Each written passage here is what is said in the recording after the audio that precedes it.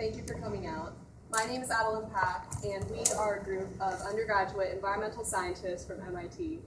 So at our school, we don't have formal classes during the January term, but the Institute does offer elective classes, and one of those electives is TREX, a traveling research experience here in Hawaii, and we were lucky enough to participate in that program over the past 2 weeks.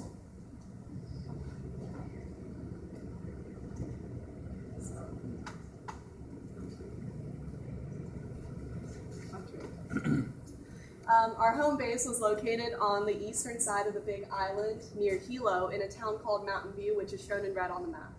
We did most of our data collection over a span of about 4 days, and it was consistently rainy over there last week, so we faced a few obstacles with the climate. We focused on 3 main areas of study. First, we observed the aftermath of the 2018 Kilauea volcano eruption. Secondly, we looked at Ohia forest health. And last of all, we studied the compounds that are being emitted from plants. To begin, we would like to present our findings on the volcano emissions. Thank you. So for our presentation, we're just going to first give an overview of volcanic emissions and then get into our collection methods and data analysis. So this is an image that actually shows, is it playing? Yep. Oh yes, okay. Over time, the lava flows that came from the eruption in 2018 from Mount Kilauea. According to U.S. Geological Survey, the East Rift Zone has had volcanic eruptive activities from the years 1983 all the way till 2018.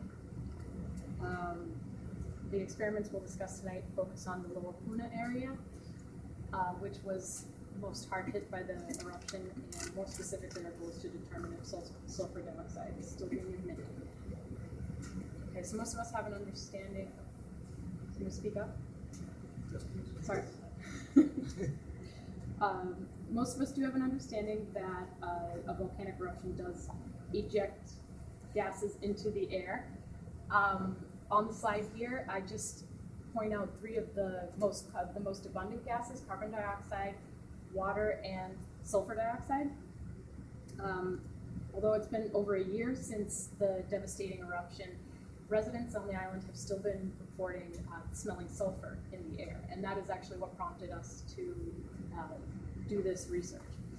It is common, or it is natural for volcanoes to emit gases even without erupting, but that doesn't necessarily mean that it's safe, and so that's why we wanted to look in more, because sulfur dioxide can have detrimental effects on humans, plants, and animals. Okay, how is that?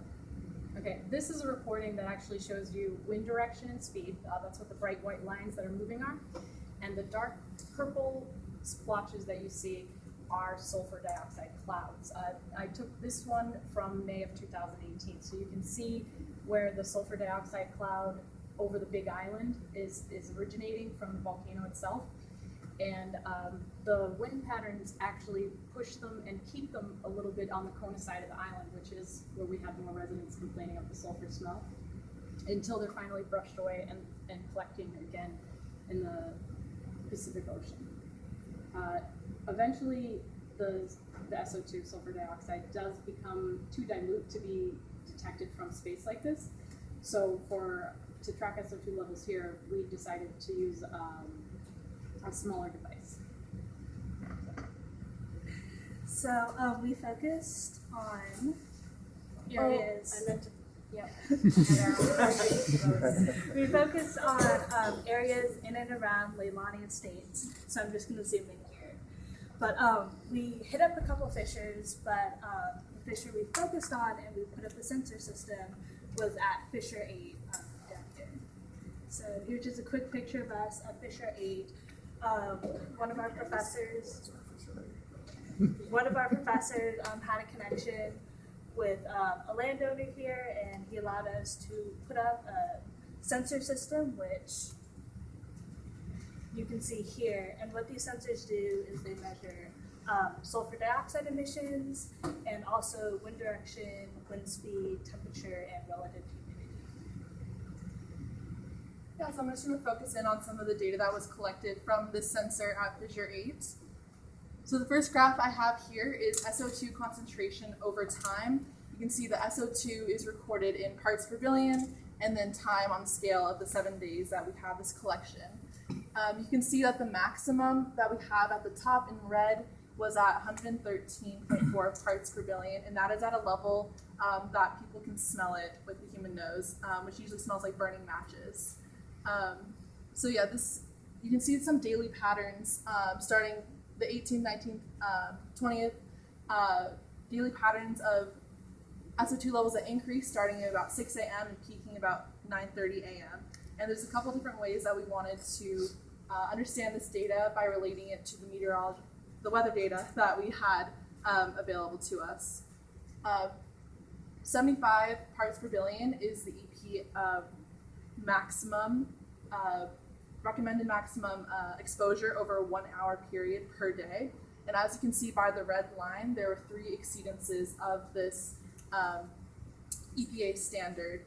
At levels over 100 parts per billion, lasting for 15 minutes or longer, sensitive groups, which include children, elderly, and those with existing respiratory conditions like asthma, should be aware of any respiratory discomfort like coughing or wheezing.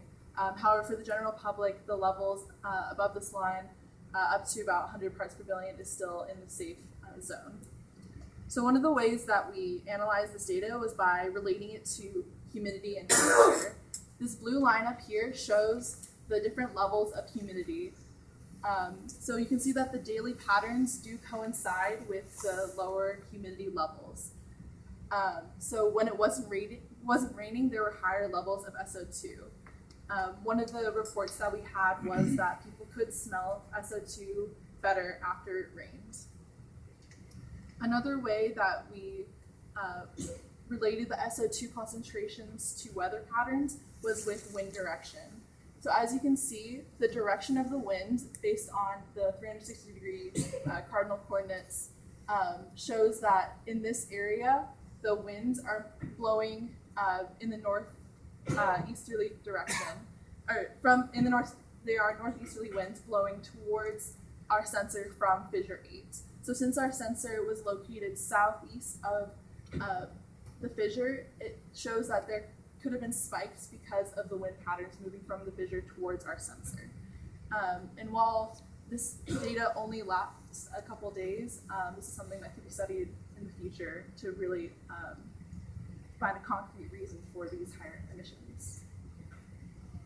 And so, as Emily mentioned, we noticed trends, but we don't have enough data yet to officially make concrete conclusions. But there are many sensors set up all over the island. This data you can find for yourself at voginfo.com is continuously updating all these sensors. We have a young resident here who's maintaining and monitoring them. And so we hope that this can be a way for you guys to be able to kind of interact and engage with air quality in your home. So just as we're concerned with sulfur levels and human health, it's only natural that we wanted to recognize ecological health as well. Here to present on the current challenges facing ohia trees is our second subgroup.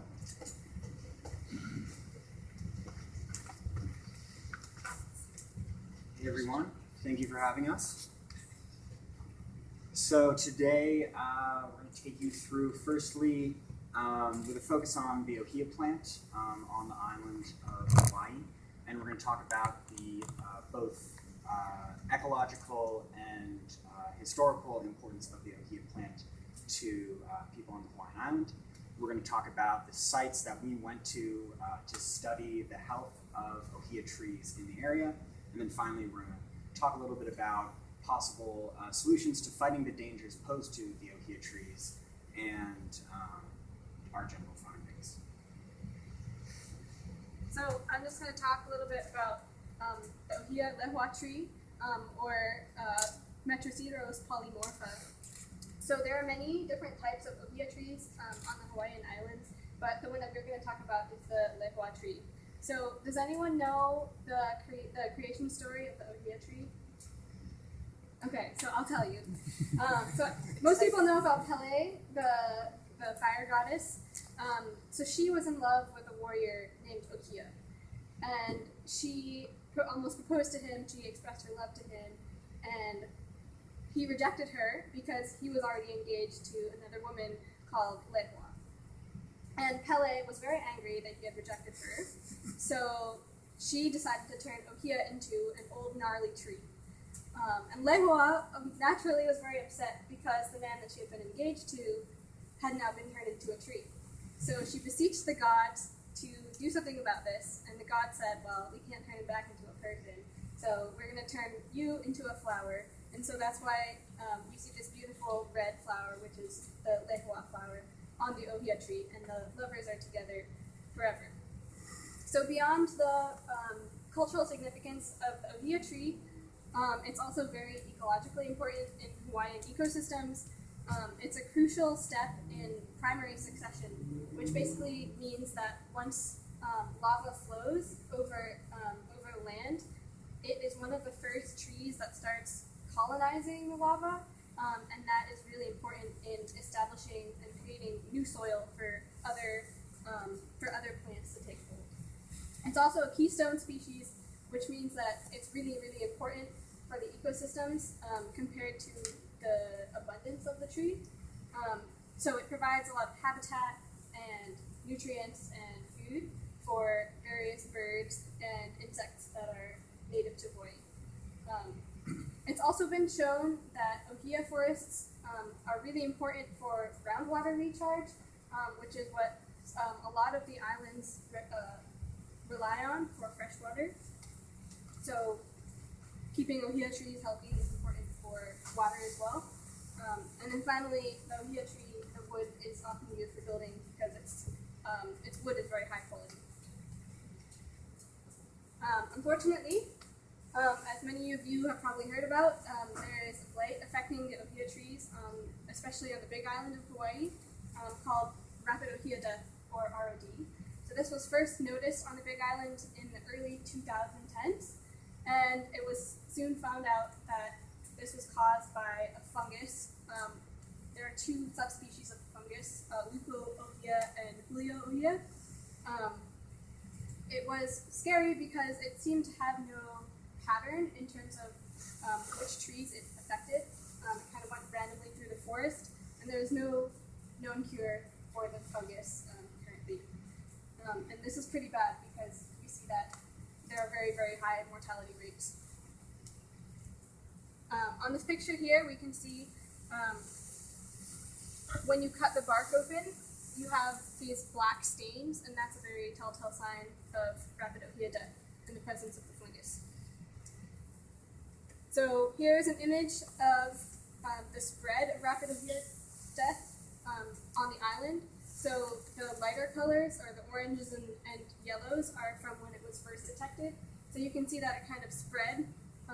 And then in 2018, it seems, which is purple, it seems like there are fewer incidences of ROD. So that's kind of encouraging, and it shows that the prevention measures that people have taken might be working.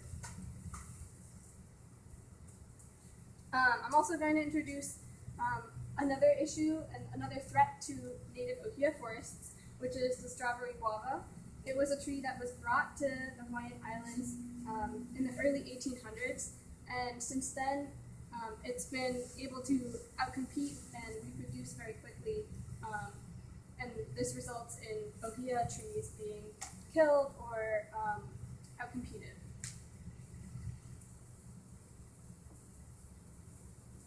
So in light of all of these challenges that the Ohia forests are facing, the central question we wanted to look at is how do Rapid Ohia Death and strawberry guava infestation affect the native forest community, and specifically the Ohia tree. So these are the two study sites we chose to look at.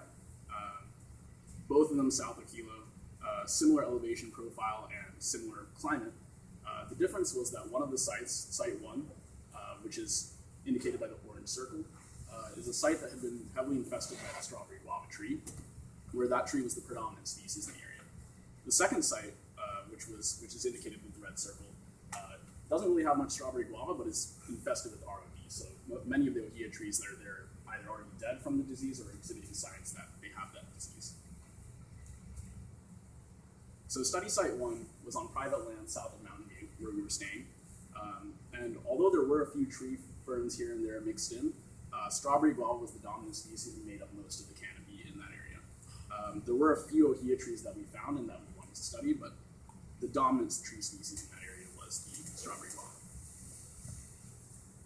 This is an aerial photo of the study site with the strawberry guava. So yeah, indicated there, it's a 5,000 square meter plot that we decided to look at. Our second site was the ROD site. In this photo, you can kind of see some of the ohia trees there are either fully bare or kind of wilting a little bit. Those are the trees that have either been already killed off by the fungus or are currently infected. This is on the Waiakea Forest Reserve, state land, near Mountain View. And the greenery on the ground level of this forest is the uluhe. It's the Dichronopterus fern, and it's a really good native fern for this area. There were some dead ohia in the area, but there were also some alive ohia as well, and not very many strawberry guava. So the method we used for studying all these sites is what's called transecting. Transecting is a common use method for analyzing any sort of ecological area. Basically what we do is we take an area, for us it was about 5,000 square meters, and then we enter the forest at regular intervals. For us it was about every 20 meters, and we try to go in an unbiased straight line through the forest and then make observations at regular intervals. So the first thing we did was, while we're going through, we tried to look out and see how many ohia trees were in the area and count those up, and also try to get a general sense of what their health was. And then to get a little more detailed, we made what are called quadrats, which for us were 1 by 1 meter squares of the ground that we looked at to actually count the amount of plants that were growing out in that area. It would take too long to do that for the entire area, but using the quadrat method allows us to make a pretty good approximation of the kinds of plants that were in the area, in addition to the ohia. So this is an aerial site, an aerial view of site number 2, where we saw the Rapid Ohia Death. You can see us right there, and you can just make out the white line of tape measure of us going through the forest. So this is just a real view of us doing work. As you can see, a lot of the sites were very densely packed. This over here is the strawberry guava infested site with our Professor Dave and Ashwin. And then over here we have Marcin, Neosha, Jarek, and Zach all at the Ohia Death site. Both of them were pretty densely packed. For this one, it was with the strawberry guava. For site number 2, it was densely packed with those ferns on the ground, which made analyzing what was growing out of the ground much harder. Obviously introduced a little bit of human error just to that study, but we were able to be pretty diligent and get some all right data.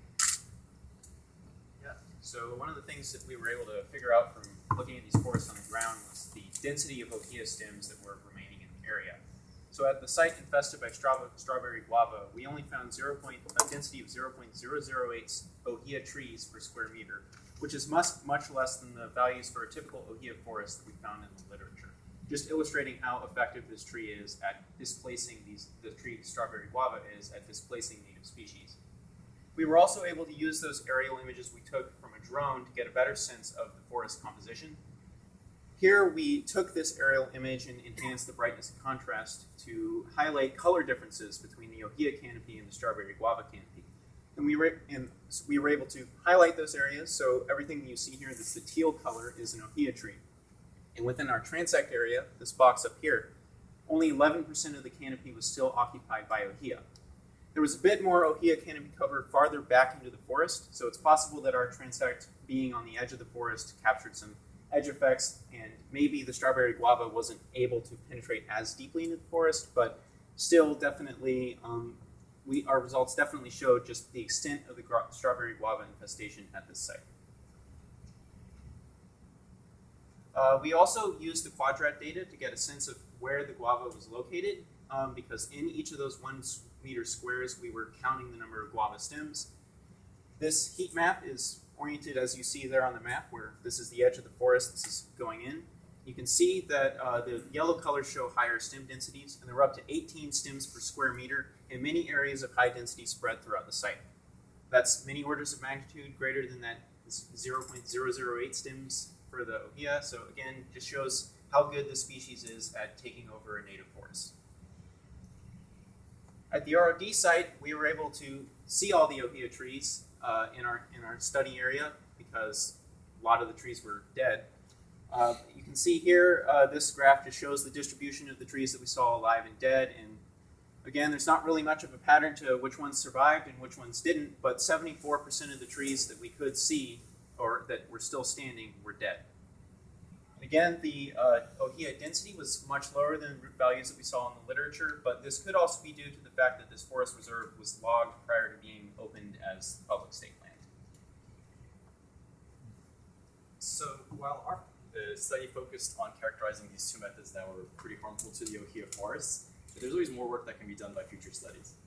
For example, we relied on the literature to find out how much ohia density there is in current healthy ohia sites, but future scientists could definitely try to do transects in healthy ohia sites to see maybe perhaps more updated values of that. And likewise, going to ohia forests at different elevations or places with more rainfall to see if these kind of factors can affect how both ROD and the strawberry guava can actually affect the ohia. As we mentioned from the drone data that we covered, that we got, sometimes you could see that there was more trees further into the forest than we actually counted in our own transects. So perhaps expanding that transect data can help scientists in the future to get a more representative sample. And finally, also just taking a look at if maybe the strawberry guava could affect other trees that are, or other vegetation that's native to Hawaii, such as the acacia koa. Maybe it's something that'd be worth looking into. So what can we do to sort of try to alleviate these 2 dangers to the ohia forests? The strawberry guava is something that's been introduced to the island, and it's spread pretty easily through like animals such as pigs that often eat the fruit and then carry the seeds around. So one good way to try to alleviate this pressure on the ohia trees is to try to fence off places that might be affected by the guava already so that animals can't get to it. Another similar process would be to cut it out and perhaps use herbicides to prevent its spread, but that's only pretty reasonable if you're already looking at a pretty small area, whereas sometimes this tree can actually grow out to a pretty large area. So one of the methods that's been introduced or it's been proposed is to use biocontrol through insects. Since the species was introduced from Brazil, some people have proposed to use a Brazilian insect to try to minimize its spread, but that's obviously a very controversial issue since introducing any sort of non-native species onto the island can have very large effects. In terms of ROD, there's no known cure for it, so instead we could just sort of look at what the National Park Services advocates that we do to prevent its spread. Since a tree can only be affected by ROD if it has an open wound, they recommend that people not transport any ohia since that could be already affected and then infect other trees. Likewise, cleaning any equipment that you use near an ohia tree, such as your own shoes, clothes, cars, any sort of cutting equipment or weed whackers, that could definitely sort of spread that disease. And again, with the animals, try to limit their interaction if possible. But since we don't know any current cures, there's not much we can do in terms of, there's not much we can do other than try to use these preventative measures. But hopefully, as the next group will tell you, we're looking into ways that maybe we can detect it earlier on.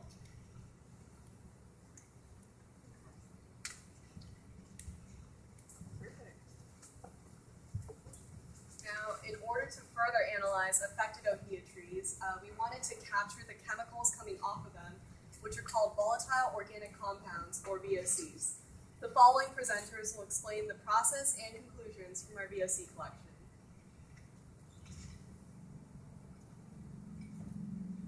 So VOCs, volatile organic compounds, are a type of chemical which is emitted from plants and various other things.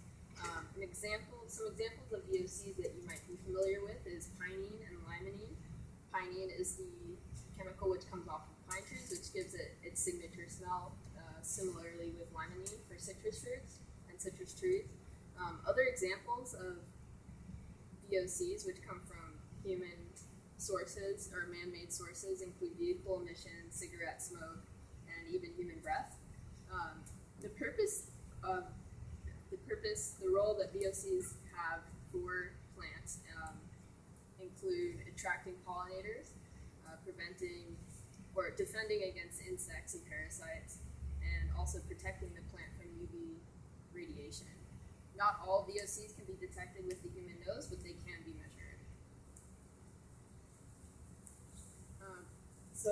The reason why we wanted to look at VOCs was because that plants that are under stress emit different types of VOCs or more VOCs. Some examples of stressors for a plant include wounding, disease or infection, and UV rays. And so this was sort of what inspired our objective.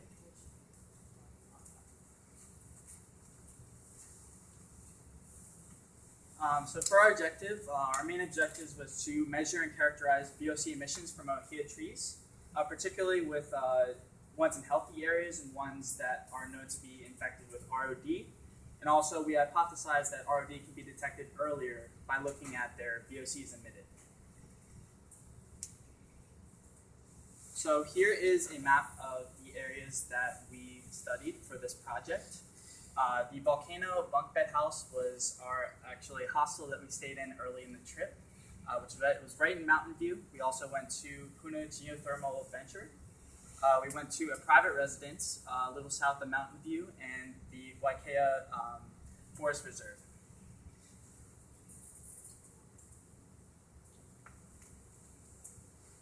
So I'm trying to research something like VOCs that you can't see and you can't really touch.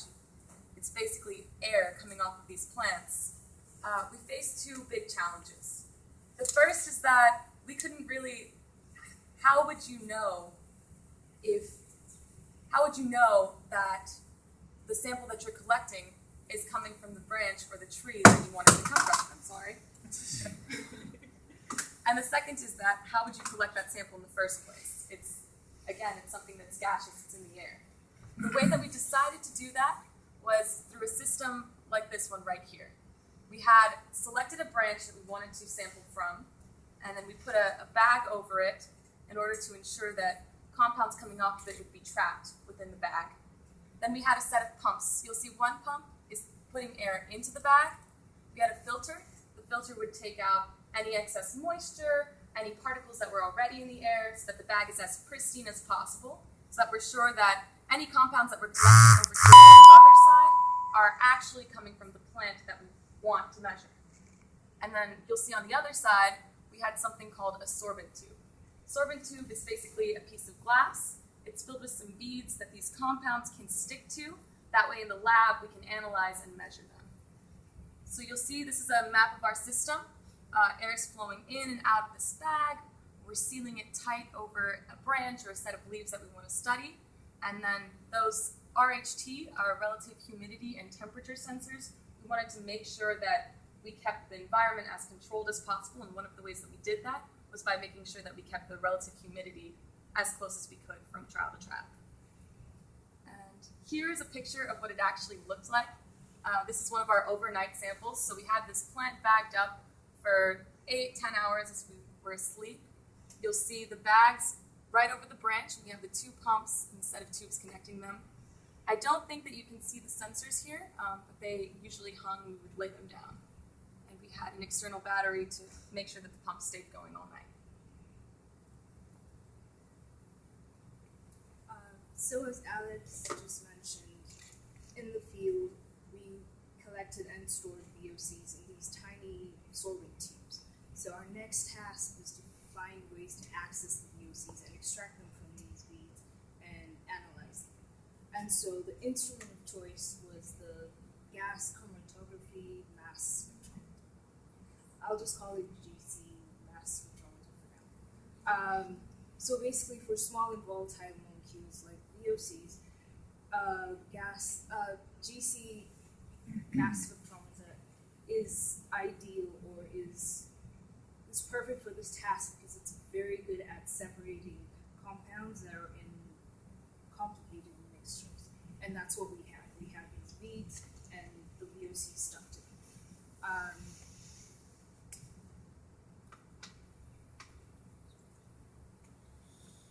So the use of this machine is basically, this is just an illustration of what happens with the gas chromatography. You have the sample, this liquid sample that is then put in a gas column. Basically, the column is like an oven. It heats up the sample and different compounds which have different boiling points are separated and then go into the mass spectrometer where they undergo some very complicated processes, and we use the information that we get from the mass spectrometer to analyze what compounds we identified in our sample and how we can match them up to an existing database. So yeah, these peaks show the different compounds, and how the first one, the peaks basically show the different compounds.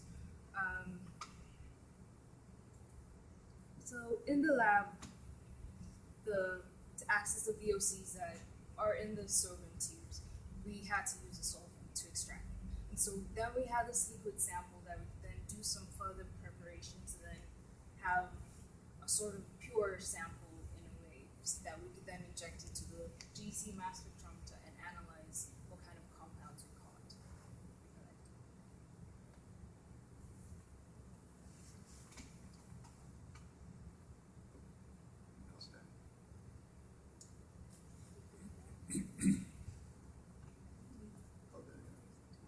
So we took a few of these samples, and here is an example of a chromatograph, which is pretty much the graph showing the results that we get from the GC mass spectrometer. So as you can see, there's quite a few peaks, and I selected a certain piece of the chromatograph. You can see it goes from about 22 to 40 minutes. So these typically run for about 45 minutes, so this is half a result. And the height of each of the peaks is the relative intensity, so pretty much how much of a VOC is being emitted and how much the mass spectrometer is picking up. So as you can see, there's quite a few peaks, and we wanted to kind of go through each and every one of them to see whether or not it was actually a VOC being emitted by the plant. Some of them were actually VOCs, some were plastics, some were background noise. A few, they were something that the machine thought it picked up. It wasn't entirely sure what it was, so it gave us some pretty long and complicated names, like you can see here. It got cut off because it was so big. So the first of our findings is a VOC called resveratrol, which is emitted by plants when it's under stress, especially when it's under attack by pathogens. And you can see its chemical structure down here.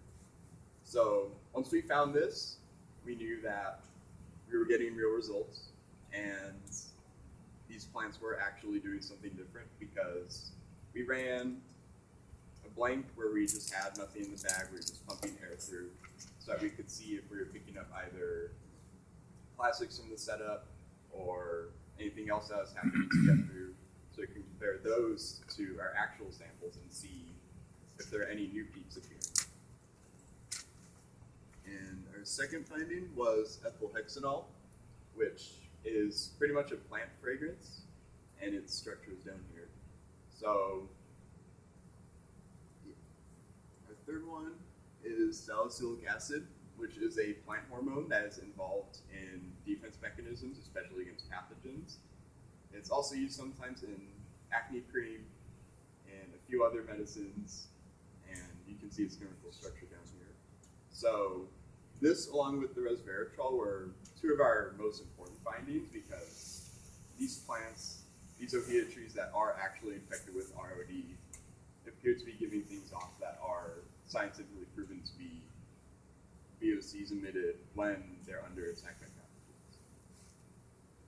And our fourth finding is menthol, which is mostly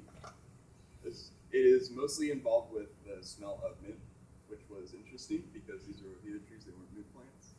But But aside from that, it is also a common VOC emitted by a wide variety of other plants, including ohia trees. You can see the structure over here. And along with these, something else that we found were bug spray, sunscreen, plastics from the setup. It was sunny, there were a lot of mosquitoes out, and it was kind of inevitable that we were going to pick up these, but luckily they didn't really interfere with any of our other data. It was just pretty fuzzy to peek, and we looked it up against the library and realized that there was sunscreen.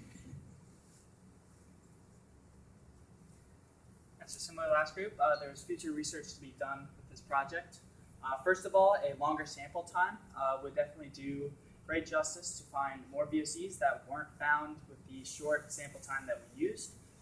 In addition, a longer research duration would probably do well. We were only out doing research for about 3 days and in the lab for 2 days. If we were out for, say, a whole semester, maybe we would come to more conclusions. In addition, we could look at ohia trees in the process of ROD deterioration. We believe that some of the VOCs emitted are different in samples with ROD and healthy ohia trees. So it'd be interesting to see a ohia tree that is found early and observe it throughout the process of deterioration from ROD. In addition, to weigh out ROD against other pathogens, we'd like to include a sample from ohia trees deteriorating from other causes, including maybe environmental causes such as drought.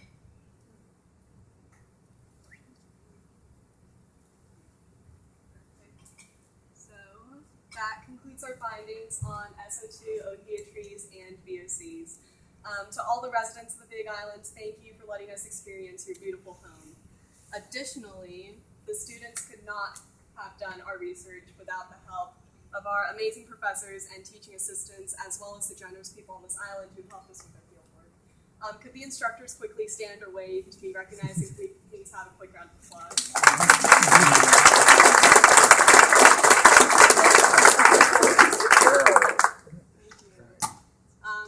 As for all of us young scientists, which now includes young Ezra, we will strive to protect the Earth with open eyes, ears, and hearts. We'd now love to open up the floor to any questions. Thank you.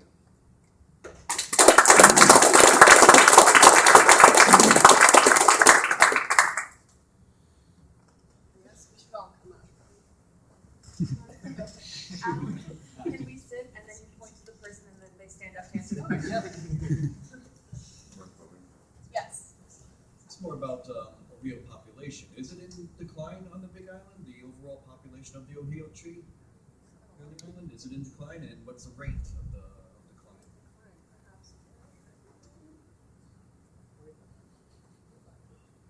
Yeah, from what we read, hundreds of thousands of trees that have been killed so far, and it's a new disease, so we don't really know if the entire population is on decline, but this is definitely a new factor that's decreasing their population.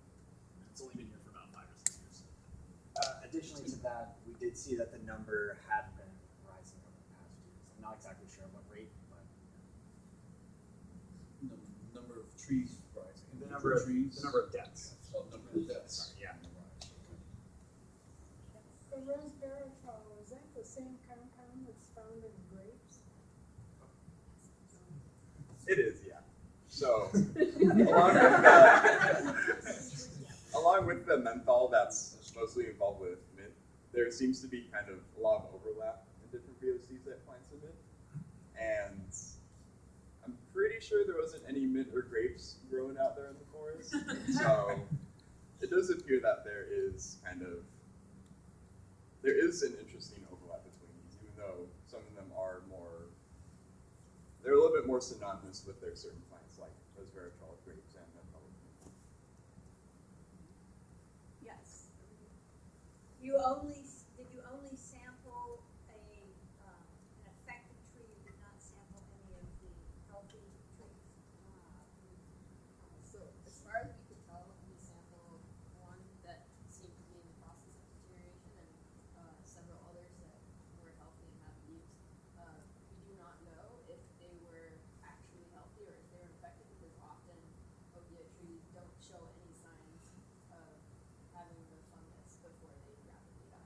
was there any difference in the data between those two kinds of trees? So we did not take enough data to be able to come to any conclusions about that, but that's definitely something would be interesting to look at. Yes. Yeah, it's interesting that it only impacts one particular species or variety of trees. Is the same thing true in Brazil, where we think this fungus came from? And then to what degree do we see this on other islands so far? And what do you think the long-term ecological effect would be from the loss of so many trees in native forests? Perhaps Leosha knows about the effects, or anyone who, let's see, we don't know where the fungus has come from. Yeah, so I'm not sure that the fungus actually came from Brazil, from the guava tree, the one that was sort of taking over some of the that was niche. the reference to Yes, Brazil. Okay. that was the one that came from Brazil. As far as the fungus, I'm not sure about where it came from, but it would definitely, as ohias die out, there's more room in those ecological communities for other trees and plants to grow up, such as, for example, the strawberry guava. And I'm sure that can also have detrimental effects on other plants in the area, since these are perhaps more are able to crowd out other species more effectively than ohia would. So it's specific to one type of tree, nothing else that we know of. The fungus? Yeah. It is affected one type of tree. It is very noticeable. Yeah.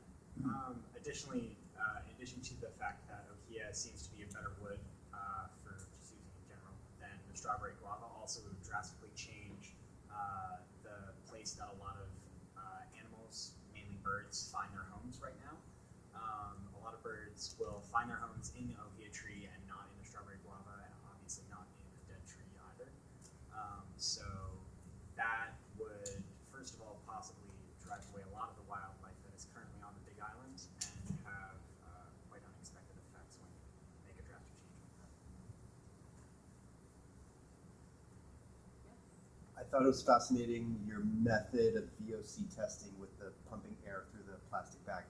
How did you come up with that testing idea? Was it just a light bulb that went on in your head? Maybe Josh can answer. Or was it, or is that used on other tests? So no, you can put me on the spot.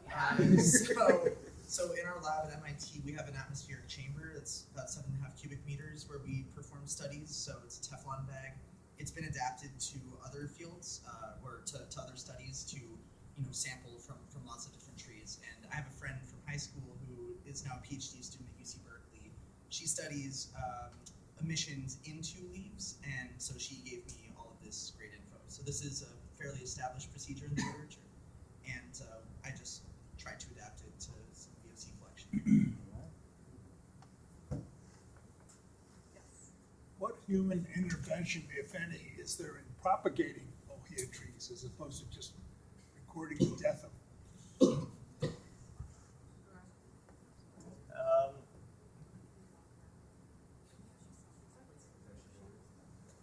So right now,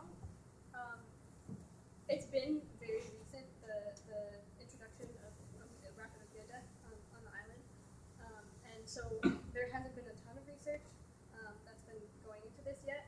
However, scientists are taking seeds from a variety of ohia trees and making seed banks. So in the case of if ohia trees were to die out on the Big Island, we could plant those seeds and recreate the population. But other than that, there hasn't been much research. Did you have something to add to that in the back there? Did you have something else? I was just going to say they're planting seeds. Perfect.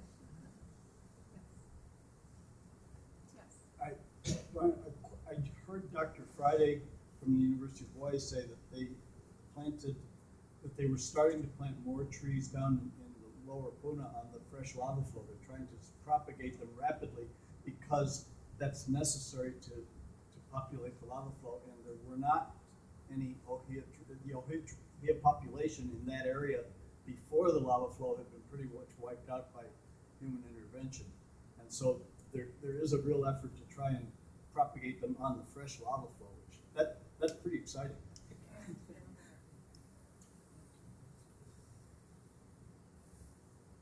So in your sulfur dioxide emission study, how far was your sensor from Fisher 8? the exact distance, if you would like those numbers, I can get you the It's coordinates. not that important. I'm just curious, Approximately. like, you expect that your parts per billion, your concentration would increase as you got closer, right? If you're directly Right. downwind. I would say 100 meters. That's pretty Is close. that- Okay. Thank you for that confirmation. 100 meters away from the site, and it was downwind of it. While we were in the area setting up the sensors, we did smell this distinct smells of eggs, which is H2S, and then matches, which is SO2. So while we were in the area, we could smell it.